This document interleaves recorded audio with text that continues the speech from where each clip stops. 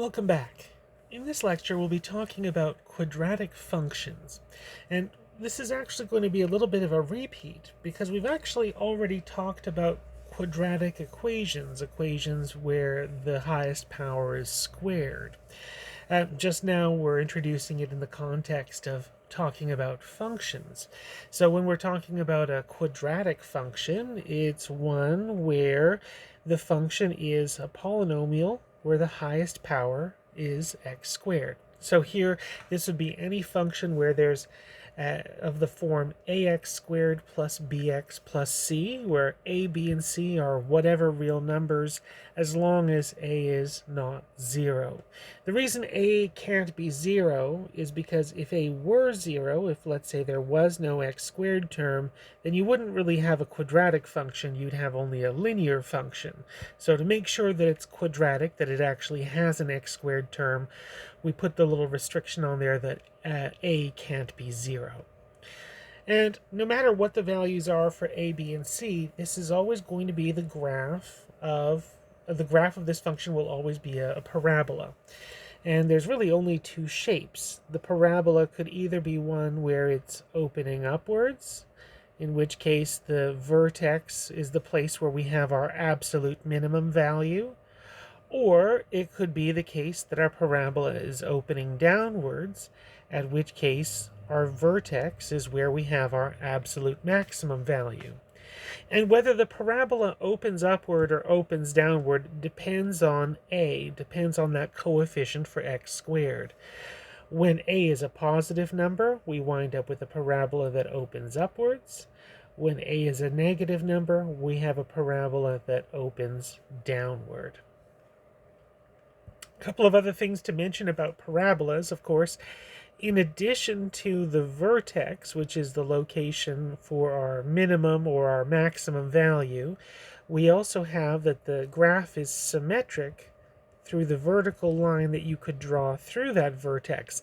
That's called your axis of symmetry. So this parabola will have an axis of symmetry. It will have a line that it's symmetric around, not necessarily the y-axis or the x-axis, just some vertical line that this is symmetric about, and that's called the axis of symmetry. And the one thing to notice here is the axis of symmetry passes through the vertex.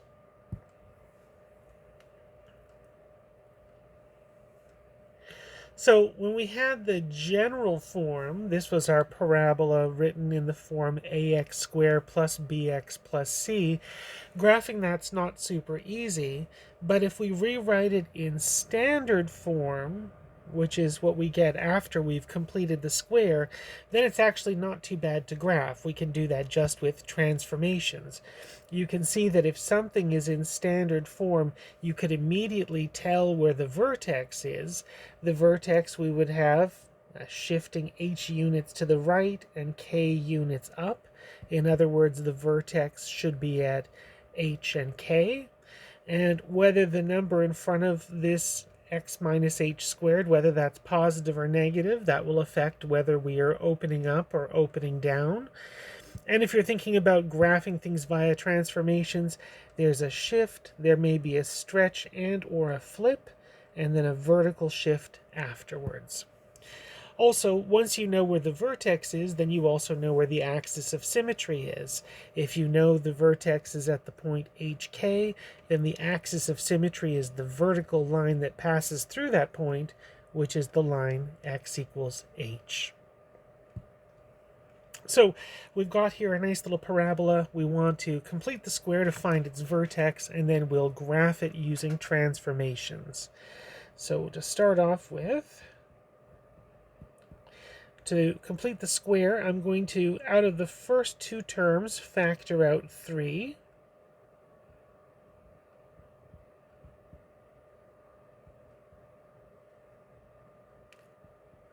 And I still have the little plus 2 stuck on the end there.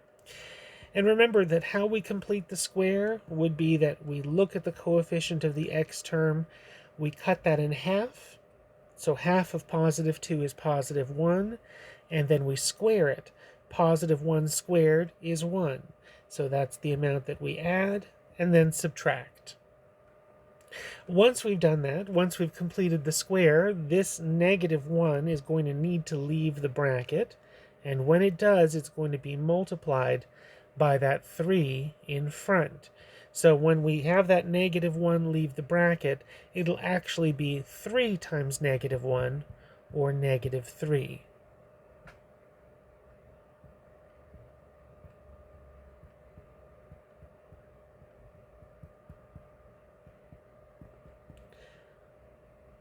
And then just to finish things off, after we've completed our square, those first 3 terms, x squared plus 2x plus 1, that is now a perfect square, and it is the square of x, half of this number, +1, that's x plus 1, whole thing squared.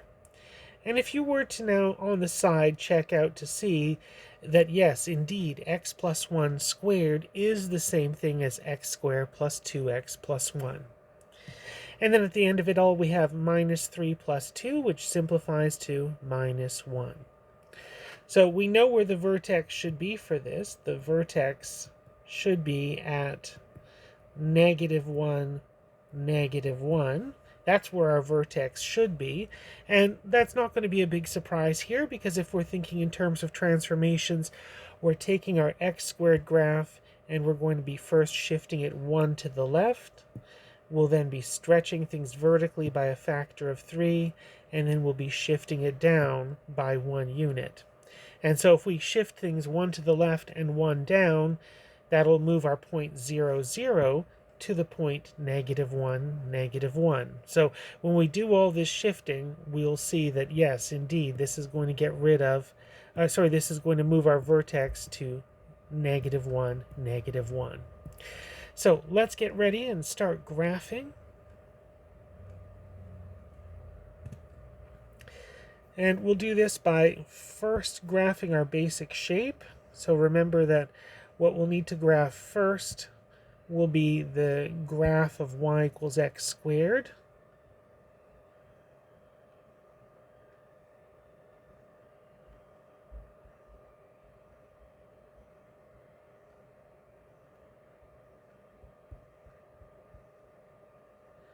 And that passes through the points 1, 1, 0, 0, and -1, 1.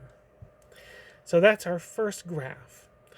Now our second graph that we're going to make, again, if we're taking a look at our function is f of x is 3 times x plus 1 squared minus 1. Our first transformation will be shifting us 1 unit to the left. Then we'll stretch vertically by a factor of 3, and then we'll shift downward by 1 unit. So what we'll do next is the shifting left by 1. And so to shift left by 1, we're going to now subtract 1 from every x coordinate. 1, 1 moves 1 to the left to be at 0, 1. I have the origin moves 1 to the left to be at -1, 0. -1, 1 moves 1 to the left to be at now -2, 1.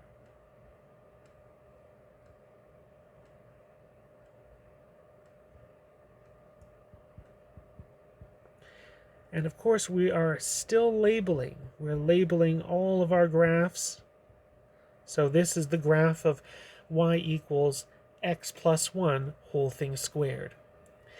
And next thing that we needed to do was the vertical stretch. It was a vertical stretch by a factor of 3. So if we go back to our previous slide, we'll see that yes, we're going to take each y coordinate now and multiply it by 3.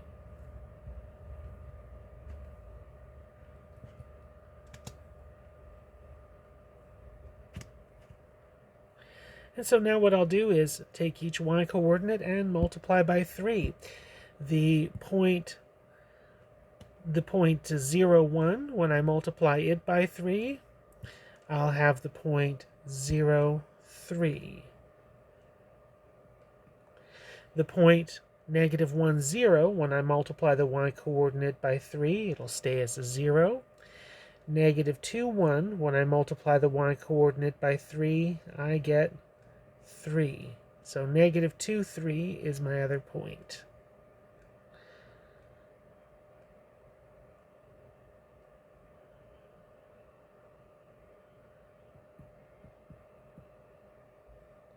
So this would be y equals 3 times x plus 1 squared. And then for our last graph, we're going to shift everybody downward by 1 unit. So shifting everyone downward by 1 unit means I'll have the points 0, 2, negative 1, negative 1, negative 2, 2,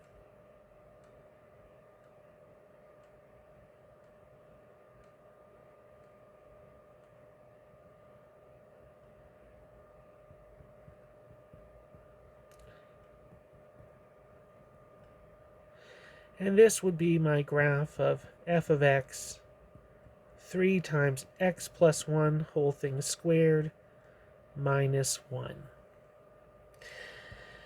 Couple of things just to mention about this before we move on from it. Notice that the vertex is exactly where I predicted it would be. It was at negative 1, 1.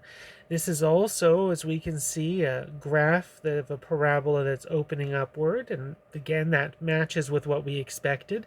Since that number in front was a positive 3, then it's a parabola that should open upwards. And there we go. We have our parabola f of x being 3 times x plus 1 squared minus 1.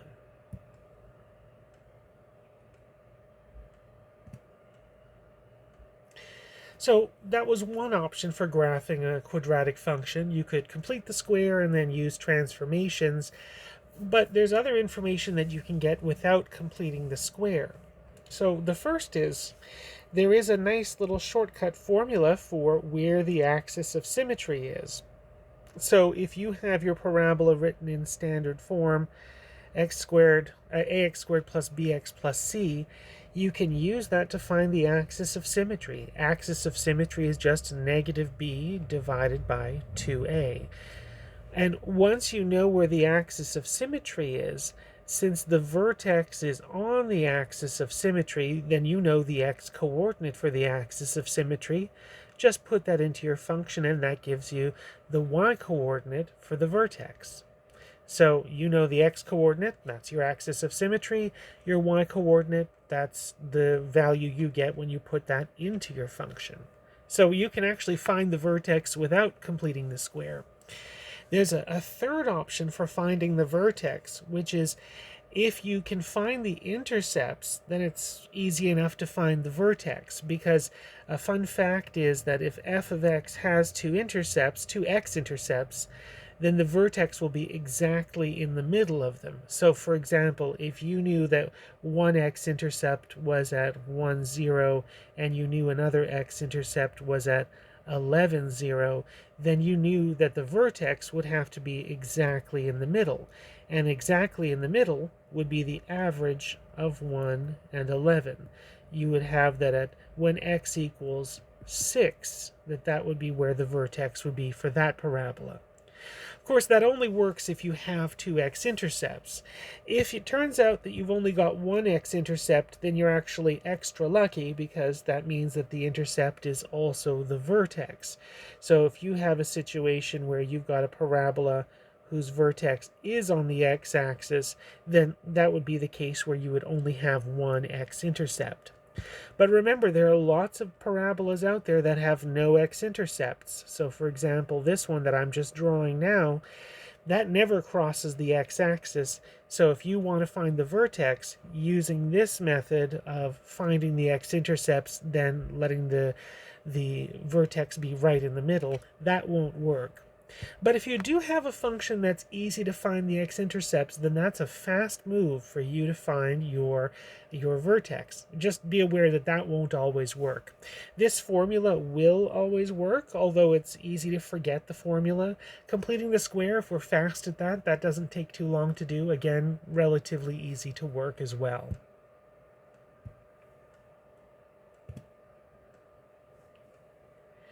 So here we've got this function f of x, and we're looking to basically find everything. Find the vertex, axis of symmetry, and all the intercepts. So since I'm planning on finding intercepts anyhow, I'll do those first. And if I find 2x intercepts, then I can use that to find the vertex and the axis of symmetry. So to start off with, if I'm looking for the x-intercepts, that happens when we let our function be equal to 0, or in other words, when our parabola 2x squared minus 8x plus 6 is equal to 0. And you could solve this however you'd like. I noticed that I could divide everybody by 2, and then once I do that, things factor relatively nicely.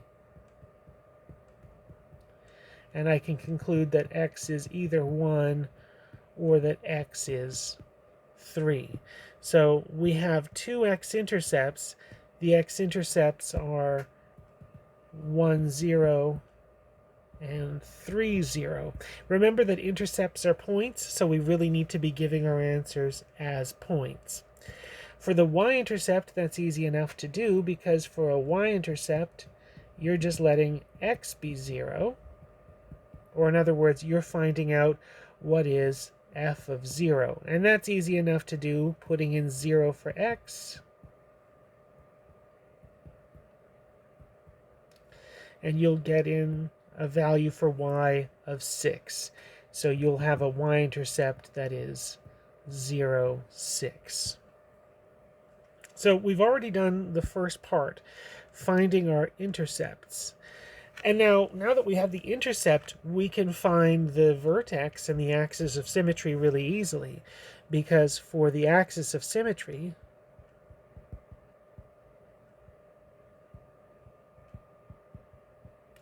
it'll be exactly in the middle of those two x-intercepts.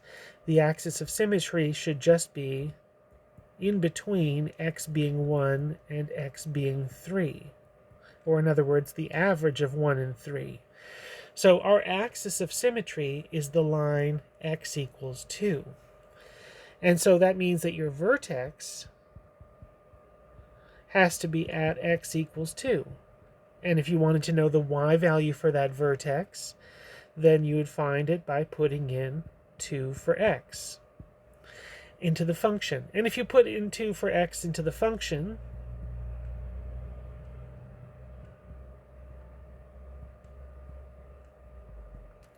you would get a y value of -2. So you know now that your vertex is at the point 2, -2. And then the last part about all of this, we've now found for this parabola, we found its intercepts. We have 2 x-intercepts. We have 1 y-intercept. We have the axis of symmetry, x equals 2. We have the vertex, 2, -2. So we've got all of those. The question is, does this function have an absolute minimum or an absolute maximum? Where is it located and what's its value? And for that, we have to go back and remind ourselves that whatever the coefficient of the x-squared term is, that tells us whether our parabola is opening upward or opening downward. And since that's a positive number, since it's positive 2x², then this is a parabola that would be opening upward. We would have our vertex at 2, -2, and we would open upward. Now, that tells us a couple of things. That says that number one, we don't have a maximum value, we have a minimum value, specifically an absolute minimum. So we could say that the y value at the vertex is the absolute minimum.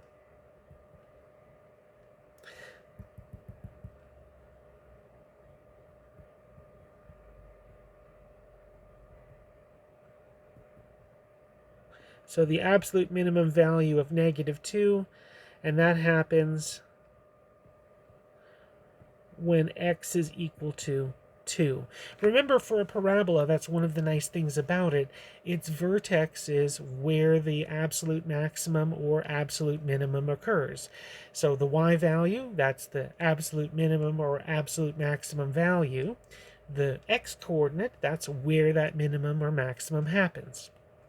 So for this parabola, it has an absolute minimum value of -2, and that happens when x is 2. Then the part about the domain and range we can also answer just thinking about the little doodle that I have here in the corner, my little sketch that I gave of roughly what the shape of this f of x must be like. We can see that for this parabola, the domain would be all real numbers. You can put in any value for x that you'd like. So for my domain, I would say that's everything from far left to far right. But if you're thinking about the range for this function, the fact that this has a vertex at 2, -2, and it's a parabola opening upward, that tells you that your y values can't be any smaller than -2.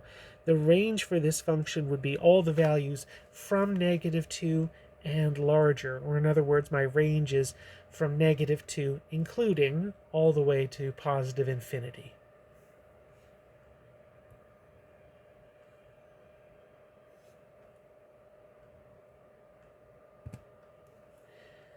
All right, one more question here before we'll take a pause. We have a function f of x, and it's a parabola that happens to have this particular vertex, and it passes through this particular point. And we want to find the equation of f of x, then ask some follow-up questions. So one thing that I can say for sure, we know that for any parabola that you can write it in this form,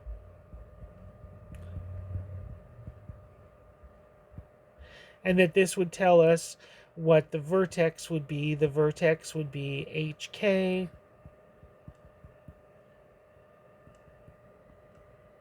and that the number in front, that tells you whether it's a parabola opening up or opening downward, and also how narrow or how wide that parabola is. Now, the thing is, we already know what the vertex is, so we might not know what the value of a is, but we know what we should have for these values here, for h and for k. So let's do that. Let's say that since our parabola has a vertex of -2, 3, then our parabola should have the form some number a times x plus 2 squared plus 3. No matter what the value of a is, that would give you a parabola whose vertex is -2 and positive 3. So we're at least half of the way there. The other part to get us to the end of this is knowing that since this point, 1, 1, has to be a point on the graph, then that means 1, 1 must satisfy this equation. That when I put in 1 for x, and 1 for y, that left side and right side must be equal to each other. And that allows me to solve for what a has to be. So here on the right side, I've got 1 plus 2 squared. 1 plus 2 is 3, and 3 squared is 9. So really I've got 9a. And then solving, I find that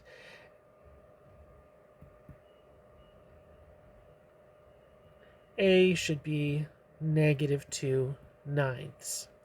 And so that means that your parabola f of x, we now know what a needs to be. It's -2/9. So our parabola is -2/9 times x plus 2 squared plus 3. And so now we've got ourselves our equation of our parabola. And now we can answer the follow-up questions.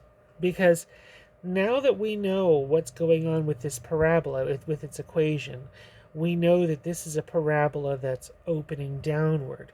We know that it's got its vertex at -2, 3, and it opens downward, which means that this is a parabola that has an absolute maximum, not an absolute minimum. It has an absolute maximum at its vertex, -2, 3. So it has an absolute maximum value when x is equal to -2, and that the maximum value is positive 3. Also, we can talk about where is it increasing and where is it decreasing. On what interval is this function increasing? it increases from the far left up to -2, and it decreases after -2. And again, that's just coming from what my graph of f of x should look like. It's a parabola opening downward with a vertex at -2, 3. So you'll increase until you get to -2, and then you'll decrease after -2.